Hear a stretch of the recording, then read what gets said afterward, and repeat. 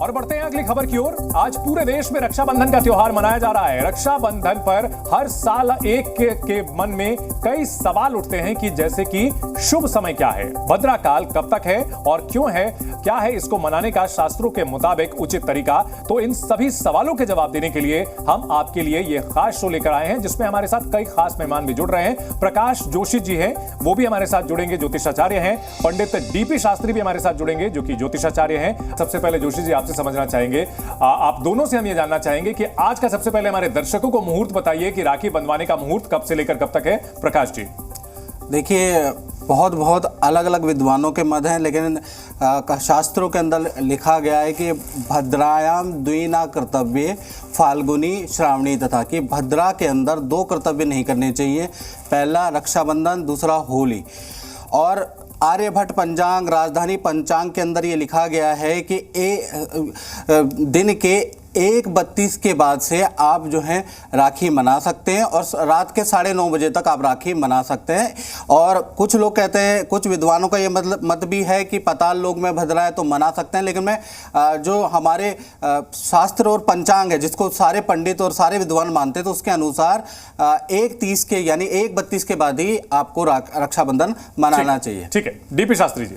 देखिए, भद्रा के लिए तो सबसे पहले सबसे शुभकामना पूरे देशवासियों को। विश्व के सनातन हिंदू का महापर्व है, भाई बहन का त्यौहार है, व्रत है। पंजाब में, हिमाचल में, जम्मू कश्मीर में कोई मूर्ति इत्यादि लोग नहीं देखते हैं और पूरा उस पर्व को मनाते हैं भाई बहन के हिसाब से। उसमें कोई दोष भी वो नहीं मानते और लिया भी नहीं गया है, बल्कि शास्त्र को मानना चाहिए। लिखा गया कि स्वर्गे भद्रा शुभ कार्यम पताले धनागमम मृतलोकेदा भद्रा सर्वकार विनाशनी। स्वर्ग लोक का भद्रा शुभ के लिए कारक माना गया है, उसका दोष नहीं होता। पताल के भद्रा से धन का आगमन होता है, लाभ होता है, उसके मृतलोक में कोई दोष नहीं होता। मृतलोक के भद्रा का दोष माना गया है। तो आज मृतलोक में भद्रा नहीं है, पताल लोक में भद्रा है। राहु काल खत्म हो चुका है। 1:31 के बाद जो मुहूर्त है श्रेष्ठ मुहूर्त है, बल्कि सुबह का जो मुहूर्त है जिसमें कोई भद्रा का दोष नहीं होने के कारण सब लोग अपने अपने परंपरा के अनुसार उस महापर्व को लोग मना रहे हैं। 1:31 से वो लोग। शास्त्री जी, इसमें क्या आप ये कह रहे हैं कि 1:30 बजे का इंतजार करने की जरूरत नहीं है, पहले भी राखी बांध सकते हैं, आप ये कह रहे हैं? पंजाब में लोग नहीं करते हैं जी, अभी भी नहीं करते, कभी नहीं करते। हिमाचल नहीं करता, जम्मू कश्मीर नहीं करता। क्यों, क्या वजह है? वो भाई बहन का प्यार मानते हैं। ठीक है। वो इस पुराण को, लग्न को, मुहूर्त को वो मानते नहीं, कहते हमारा भाई बहन का प्यार है। अच्छा। यश कीर्ति के लिए बहन भाई के साथ कामना करती है, बल्कि शास्त्र को मानना चाहिए। आज जो भद्रा पताल में है, मृतलोक में दोष नहीं होने के कारण, लेकिन 1:31 से सबका मत है तो उस मत का प्रतिपालन हो, मत के अनुसार भी किया जाए। ठीक है। आप यहाँ पर आजकल जो है पिछले कुछ वर्षों से हम देख रहे हैं प्रकाश जी कि अब लगातार जो है त्योहारों की चर्चा कम होती है, 2 दिन उसके बाद होने की चर्चा ज्यादा होती है। भद्रा में राखी बांधने से शास्त्रों के मुताबिक क्या कहा जाता है, किस तरह की आशंकाएं जताई जाती है, हमारे दर्शकों को वो भी बताएं। देखिए, पहले तो ये रक्षाबंधन 90 साल बाद आया है। मैं आपको बता दूं, इसमें 5 बड़े योग भी बने हुए हैं। सर्वार सिद्धि योग, अमृत सिद्धि योग, बुधादित्य योग, शुक्रादित्य योग, यश योग। तो ये 5 बड़े योग भी हैं। तो पहले बता दूं कि 1:32 के बाद बहनें अगर राखी बांधेंगी तो बड़ा शुभ योग है। आज का दिन विशेष खास है। अब बात कर लेते हैं भद्रा के बारे में। तो शनि की बहन है भद्रा और उदंडता के लिए उनको माना जाता है। तो उदंडता, विघ्न डालना, अमंगल करना इनकी नीति है। तो इसलिए भगवान ने, ब्रह्मा ने इनको बब, बालव और कौलव जो करण है उसके अंत में इनको निवास दिया है। तो बब, बालव, कौलव जब भी करण आते हैं तो इसके अंत में भद्रा आती ही आती है। और भद्रा को हम चाहे होम करें, चाहे हम जो कोई पर्व मनाएं, खासकर होली और हमारा रक्षाबंधन, इसमें हमें भद्रा को बिल्कुल इग्नोर करना होता, निषेध है इन कार्यों के लिए। शास्त्री जी आप बताएं। जी, मैं कहना चाहता हूं कि आप ये महापर्व को सुख शांति से मनाएं और इसमें 1:31 से लेकर के रात को 9:06 तक जो लग्न है, मुहूर्त है, उसका प्रतिपालन करें। शास्त्र मत सर्वोपरि है, लेकिन भद्रा के मत में ना जाएं। भद्रा मृतलोक में नहीं है, इसीलिए भद्रा का कोई दोष नहीं लिया गया है। भद्रा पताल लोक में है, पताल लोकवासी के भद्रा का दोष माना जाएगा। ये श्रावणी महापर्व है। खूब आराम से, जिस तरह माँ लक्ष्मी ने राजा बलि को पताल लोक में जाकर के इन बंधु बलि राजा दानिंद्रो महाबला तेन त्वाम प्रतिबंधनामि रक्षे माचल माचल। ये मंत्र के द्वारा रक्षा सुत बांधी थी और भगवान श्री हरि नारायण को पाताल लोक में बलि के द्वार पे द्वारपाल थे, उनको वहाँ से मुक्त करा के लेके आई थी। हर भाई को खाली हाथ में हाथी नहीं बनवाना चाहिए।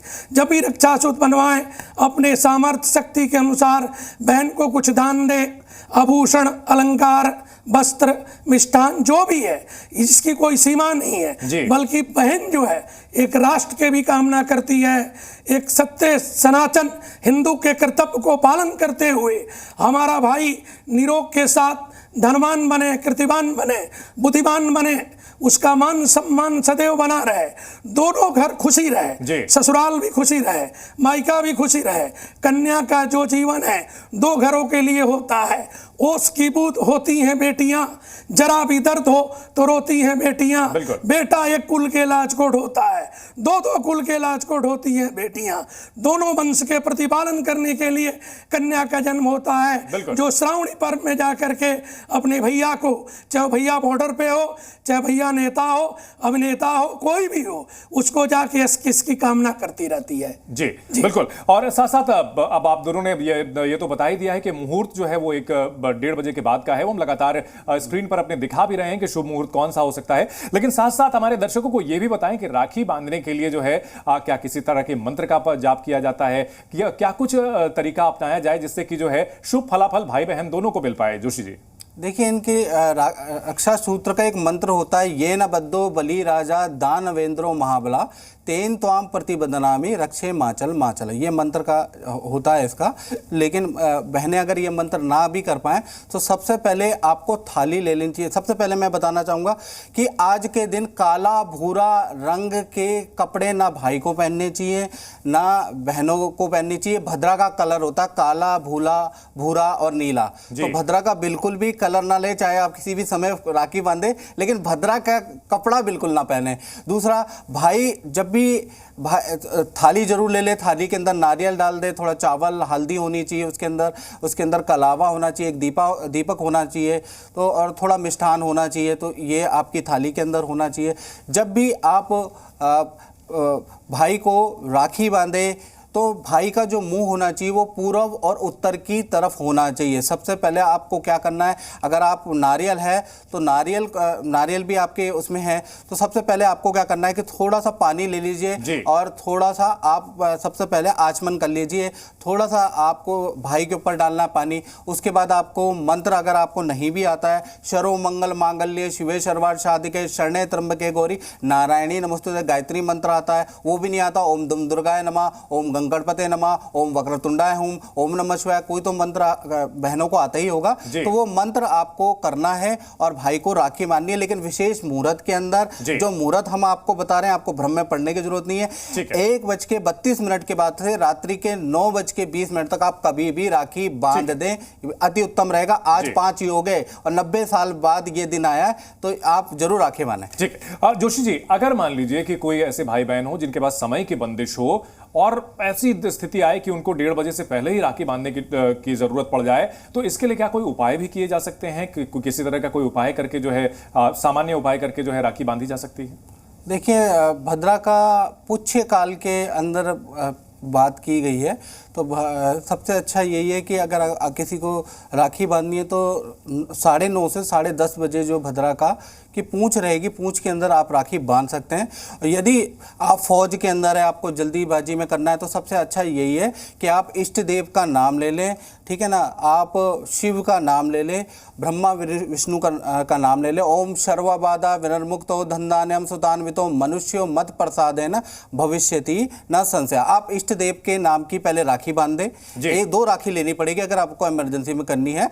एक इष्ट देव के नाम की राखी बांध दें, आप भगवान के मंदिर में रख दें। उसके बाद आप भाई को बांध सकते हैं, भाई को दे सकते हैं, तो उससे अनिष्ट नहीं होने वाला। आप इस तरह के प्रयोग भी कर सकते हैं। चलिए, बहुत शुक्रिया। राजा को दोष नहीं लगता है। राजा कभी भी कोई काम कर सकता है, उसको कोई दोष ज्योतिष में नहीं लिया गया है। संत ब्राह्मण इत्यादि गुरुजन को दोष नहीं लगता है। आप गणपति के नाम स्मरण करते हुए महापर्व को मनाएं। सबके लिए मंगल के दाता और मंगल के कारक के देवता बनते हैं। बहुत शुक्रिया जोशी जी और शास्त्री जी आपका।